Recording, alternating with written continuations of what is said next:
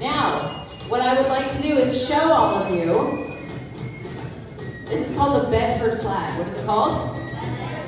The Bedford flag is one of the oldest flags we have flying. It was flying during the time of the Lexington and Concord battles. It's got an arm coming out of a cloud holding a sword with a banner around it. That banner is in Latin. Latin's a very old language. And what it says is conquer or die, meaning the Americans were going to be victorious over the battle scene or they were going to die trying. So as we watch this wonderful battle scene happen, let's imagine the Bedford flag floating in the breeze.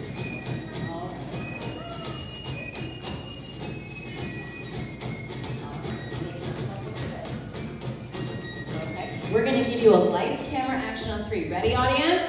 1, 2, 3! Lights, camera, action! Even though there had been some Americans killed at the Boston Massacre 5 years earlier, the battles of Lexington and Concord were the first battles of the American Revolution. The battles happened on April 19, 1775. The British were planning on arresting Samuel Adams and John Hancock in Lexington, but Paul Revere rode his horse to warn the town that the regular British army were marching into the area. The regulars are out! The regulars are out! The regulars are out! The regulars are out! The Americans stood in a flat field to defend themselves. Don't fire unless fired upon. No one knows who fired the first shot. Bang! Bang! Bang! I've been hit!